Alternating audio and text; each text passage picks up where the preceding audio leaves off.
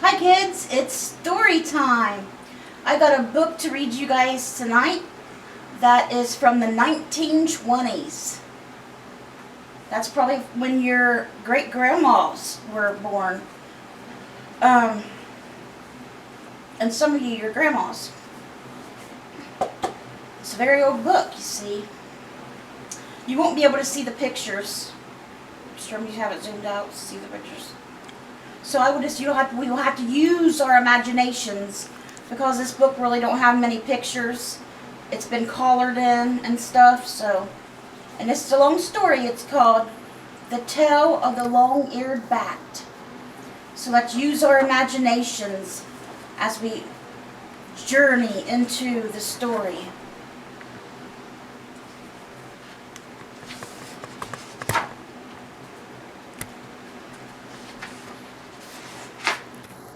Alright, are we ready?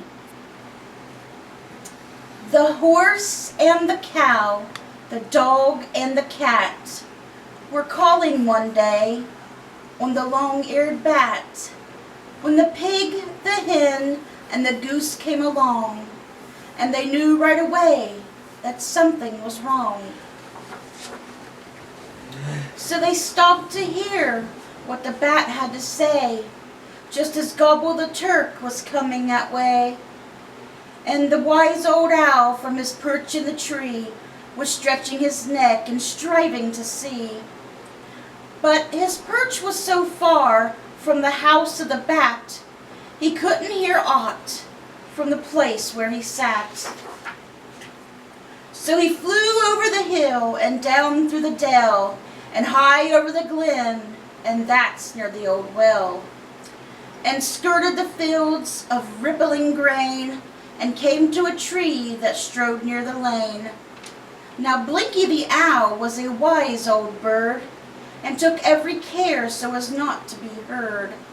He sat on a limb away up in the tree, and kept just as quiet as an owl could be. He never moved a foot or a feather at all, but just sat still in the tree so tall. For a wise old owl must care for the rest, take his own chances and hope for the best. So Blinky the owl, as still as a mouse, sat looking right down at the bat's little house. And he never moved a thing but his great big eyes that winked and blinked in spite of their size. For the sight he saw on the ground below was enough for a wise old owl to know. At first he thought to lay on his wings and hie away from the beastly things. But Blacky the Crow began to call, "Caw, caw!" So he looked away at the things he saw. There was Billy the horse with his name in his tail, and Muley the cow who sat on a rail, and Tommy the cat and Rover the dog were sitting up straight on the end of a log, while Gobble the Turk was strutting in pride, and Sizzle the goose sat near by his side, while right in the center was Biddy the hen, who true to her custom was scratching again. But Grunter the pig, who was stubby and fat, lay down in his tracks right where he was at. Not one of them failed to keep busy the while and wake the long-eared bat and his smile. But the bat looked down from his place in his nest and wondered in awe at his numerous guests. Now the long-eared bat was a freak, we know, for big long ears on a bat don't grow. But the long-eared bat lived for years and years, and the long-eared bat had big long ears.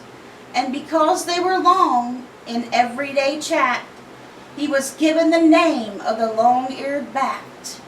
Now the long-eared bat was sulky and sour that day in the lane near the evergreen bower, and the frown on the back quite covered his face when he spied the guest who had come to his place.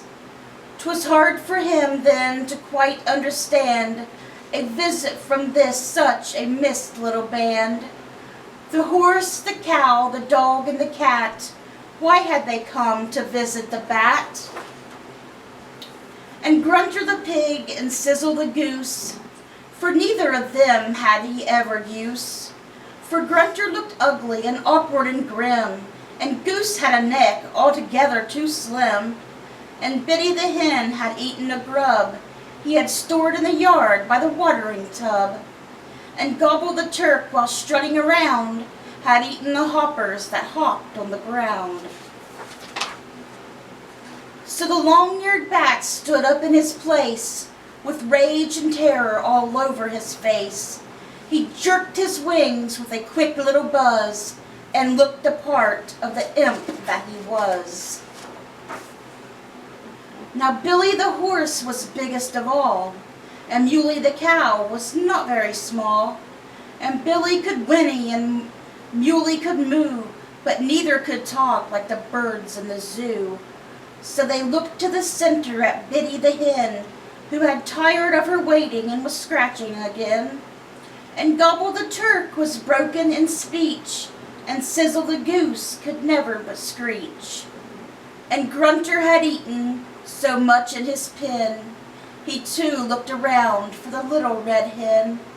So Biddy, with fire in her little green eyes, lifted her brows and looked very wise, and directed her speech at the long-eared bat, who trembled and shook on the limb where he sat. "Mr. Long-eared Bat," said Biddy the hen, then ruffling her feathers she addressed him again. "We've a grievance we have of a very grave sort.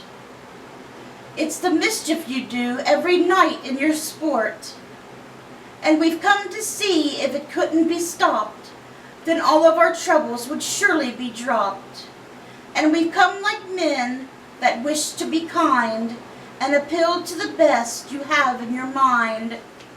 Then Biddy the hen turned her little green eye around at the nests that were standing nearby, just to note if the speech she was giving the bat was the real kind of talk they were all aiming at. Now Billy the horse was down on his rump, resting his back by a baseboard stump. And his ears were pointing right up at the bat. He was surely enjoying the scene and the chat.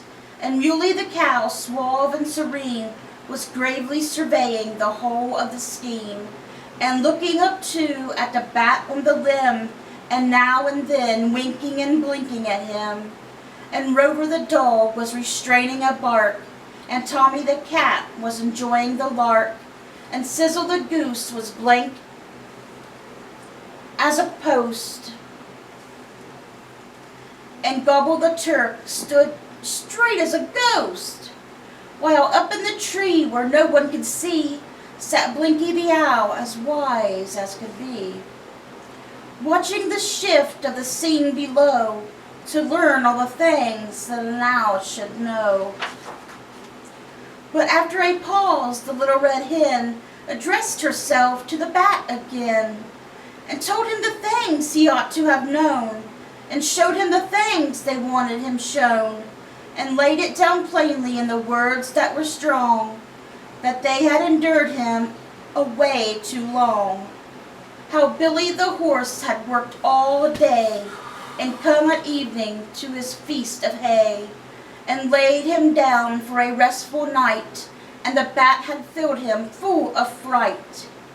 How Muley the cow had worked on the hill, and come at night to pail to fill with milk that was rich and fresh and sweet, and the bat had been so indiscreet as to disturb her rest and bring her fears by flapping his wings around her ears. How Rover the dog on the front door mat was cruelly disturbed by the long-eared bat. How, as Tommy the cat was strolling the lea to call on Tabby, his fiancée, the bat in his frolic, or meanness or both, had scared him quite out of 3 years' growth.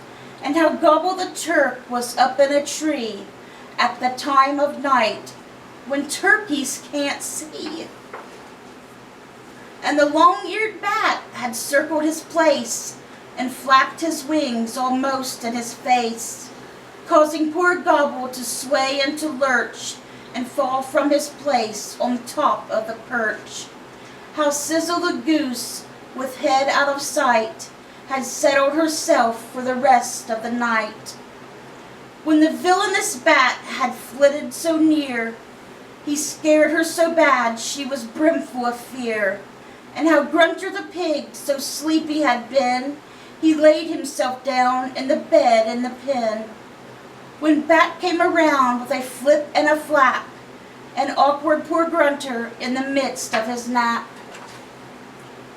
And how Biddy the hen was scratching so hard for her little red chicks in their own backyard, when the bat flew out from the side of the stack, and the chicks ran away and never came back. And Biddy the hen awaited reply, but the fire was still there in her little green eye. Now the long-eared bat was ugly and sour, and didn't wait longer to hear any more, but pricked up his ears and ruffled his wings, and faced what he called the contemptible things. His ears were longer than ever before. His voice became a regular roar. He lifted his head and straightened his back, folded his wings in the form of a sack. His eyes were sharper than ever had they been, and he looked right down at Biddy the hen. The words he used were wicked and rough. To tell what he did is wicked enough. But the things he said about Billy the horse were very saucy and vulgar and coarse. And Muley the cow was wrongly abused, and Rover the dog was sternly accused. Grunter the pig, so fat and so big, and Tommy the cat were given a dig, and Gobble the Turk woke up with a jerk when Bat called him lazy, too lazy to work. And Sizzle the goose received a great shock when Bat called her dumb as a block. Then Biddy the hen stood a share of his slang, for he sent it right out with a vigorous bang, and said he would play at the same old games, and end by frightfully calling them names. Then he slipped away slyly and hid out of sight, and Biddy could tell it was the end of the night. 'Twas a very mad lot that right away then followed the advice of the little red hen, and took up the march in silence sublime, for 'twas late in the day and they hadn't much time to go over the hill and down through the dell, close to the glen and past the old well, and around the bend to the butternut tree, where Blinky the owl was expected to be. For they sought his advice in the serest spat they were having just then with the long-eared bat. Now Blinky the owl was buck in his place, and a very wise look spread over his face, when the horse and the cow and the dog and the cat, and Sizzle and Gobble and Grunter so fat, came walking and stalking up from the dell, to Blinky the owl the story to tell. How the long-eared bat with venom and had stood on a limb and in words of fire abused the horse, the cow and the cat, the dog, the goose, and the pig so fat, and wanted to know what course to pursue and what was really the best they could do. Now Blinky the owl, in the tree where he sat, really despised the dog and the cat. But all through his days, his life and his work, he'd remained very fond of the goose and the Turk. And all through his life he never had been exceedingly fond of the little red hen. Now often of late, while out in his beat, the long-eared bat he had happened to meet, and jealousy grew in his owlish heart, for the bat could fly as well in the dark as any old owl could hope to do, and as all could be seen so plainly too, and he chuckled and thought on the limb where he sat how to get even with a long-eared bat. So Blinky the Owl looked wise as a sage when the crowd came up to the tree in their rage. He listened intently in silence sublime to all that was said for a long, long time, and never the knowledge did one of them gain that he'd been in the tree down by the lane, viewed all the scene and witnessed the fray, and heard every word that the bat had to say. And all the guests had their ears straight up, expecting the Turk, the goose, and the pup, and they were attentive to catch every word, for the owl was snappy and liked to be heard, and hooted as an owl will do, and talked of the bat till the air was blue. He asked all those with the dog and the cat to go and clean up on the long-eared bat. So the horse, the cow, the dog, and the cat gathered around for a personal chat, and the pig, the hen, the goose, and the Turk joined right in to help in the work. And the words of wisdom that rose and fell were all too wonderful here to tell. But they girded themselves with the sinners of war, like the kings and knights of ancient allure. They followed the lead of the dog and the cat, and marched right forth to punish the bat. But the long-eared bat was waiting in glee. He had sat near by the neighboring tree, and had heard every word that the owl had said, and he chuckled and laughed till his cheeks grew red. Then he scared away, he soared away from his neighboring tree, and hurried to call on the bumblebee. Then Bumble and he, without any racket, had hurried to call on the yellow jacket. They talked but a moment, and then these three went to see Wasp in a neighboring tree. And as they were talking, friend Hornet called in, and all got ready for war to begin. So Bumble the Bee just bustled around and gathered his hoarders from their nests in the ground. And Yellow the Jacket flew over the hill, around by the creek and the old brown mill.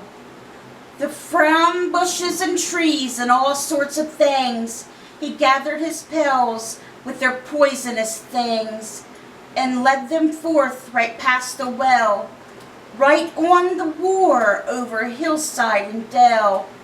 So the warlike Wasp and the dignified Mean came back from the hills to the warlike scene, with 1,000,000 or more in his savage hoarders, all armed with stingers they used for swords, and they buzzed around in gorgeous array, just waiting for orders to join the fray. And the old black hornet came back from the veil, with fighters equipped with a sting in the tail, and they filled the air with a buzzing sound as the fighting hoarders kept burning around, and they all went forth with a long-eared bat to fight the friends of the dog and the cat. Now the hoarders of the bat in ambush lay, till the foe marched up in the right of way. Not a move was made, nor a sound was heard. They just waited in silence, the commanding word. But the long-eared bat stood out in the clear, and halted the throng as the march drew near. And addressing himself to the oncoming foe, he told them much that they should know, that he as a bat, in a bat's own way, had played the game squarely from day unto day. And all of his life, through the annals of time, he never had yet committed a crime. He wasn't to blame for the troublesome flight, for he had been made to fly in the night. And all that he said and all that he asked of the motley array was the blessed permission to continue his play. But the contrary foe with superior force were bound to continue the forbidden course. for the wicked advice of Blinky the Wise had banished their fears and blinded their eyes.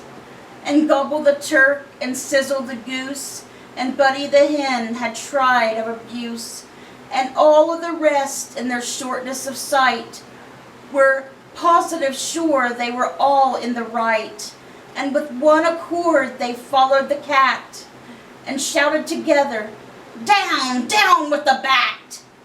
And forming in front a solid phalanx, directed a charge on the bat in his ranks.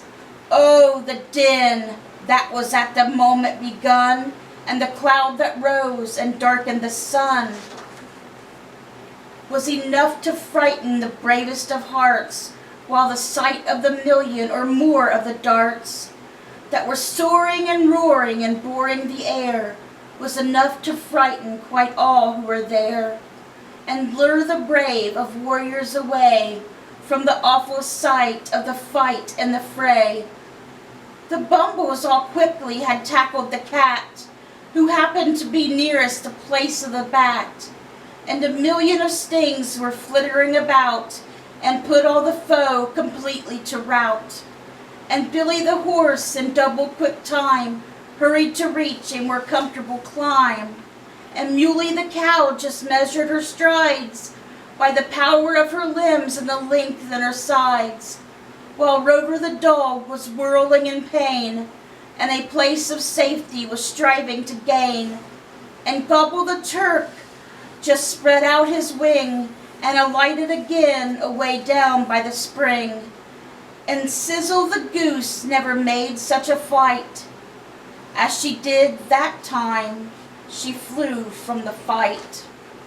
And the little red hen didn't know she could fly as well as she did when she lit in the rye. And Grunter the pig had the greatest of luck, for right nearby was a morcus of muck, and running for life with a jump and a thud, he landed directly in the puddle of mud. And rolling all over, he covered his hide, and fearlessly walked again right outside. But on his autonomy was one little spot that Grunter had most surely forgot. And around him the hornets continued to sail, and stung him all over the end of his tail. The war was all over, and down by the well there gathered the vanished, their story to tell. But stories were short and little was said, for all were so thankful they were not dead. And with faces as stern as a coat of mail, they began to march on the homeward trail, and never a word was said on the way, for no one seemed to know what to say. Out through the glen, away from the well, the sound of their march, a most solemn knell. They wended their way over the hill and the vale, till they reached their home at the end of the trail, where Donkey was waiting to open the gate and hear their story and learn of their fate. Into the yard came Billy the horse, his continuous covered with saddest remorse, a bunch on his side as big as a pail, and his off hind leg as stiff as a rail. Then Muley the cow, with sorrowing face, awkwardly limping, came into the place, with a lump on her jaw as big as a knee, and a bigger one still on the side of her leg. And Rover, whose hair was uncommonly short, was swelled all over till he looked like a sport, with bumps on his forehead like two big eggs. He limped through the gate on 3 of his legs. And Tommy the cat, of all things on earth, was thankful that he was of Angornum birth. But in spite of his coat, the bumblebee pack had made him an awful big bump on his back. And Gobble the Turk and Biddy the hen carried evidence plain of where they have been, while Sizzle the Goose could see not a thing, they had to be led by the use of a string, which Gobble the Turk, in his turkeyship style, had patiently carried from mile to mile. Then Grunter the pig, with fear in his eye, went grunting and panting right straight for his sky. For he knew that no one who was present could fail to discover the bunch on the end of his trail. For where was once a beautiful link, the weight of the bunch had straightened the kink, and instead of a curl of a beautiful kind, an awkward appendix was stuck on behind. Then after they all had entered the gate, they stopped to deliberate over their fate. Now the donkey was busy viewing the scene, and though he was sorry and knew it was mean, his jaws came apart and he started to laugh, so loud it was heard for a mile and a half. And he rolled and he tumbled and kicked and groaned and wiggled and giggled and wriggled and moaned, till both of his sides were racking with pain, then slightly subsided, then added again. And he laughed till he sighed and he cried, and all of them thought that the poor fellow had died. So each of them turned and looked at the crowd, and each began smiling and laughing aloud. And the longer they gazed, the more funny it seemed, till they couldn't refrain, and each of them screamed. And all of them rolled and tumbled and groaned, and wiggled and giggled and winkled and moaned, till it looked as if all of them surely would die, when the farmer came over with blood in his eye, and drove them to work without any delay, where they toiled and they moiled for many a day. For they had learned to their sorrow they never should boast, till they carefully reckoned the strength of the host, and the fellow they fought might have a right that ought to be honored in spite of their might. And never again in their sociable chat did they mention the name of the long-eared bat. And that was the story, guys. I hope you guys enjoyed the story of the tale of the long-eared bat. The little long-eared bat didn't let nobody pick on him, did he? Because they wanted to be mean to him because he flew at night, but he could only fly at night because that's when bats can see. They can't see in the daytime. They fly at night. So the bumblebees and hornets and wasps, yellow jackets, they all helped the bat to chase away the dog and the cat, and the cow and the donkey and the turk and the hen. And they all will leave the bat and won't come back again. So I hope you guys enjoyed the story, and I hope you guys have a wonderful weekend. Bye, guys.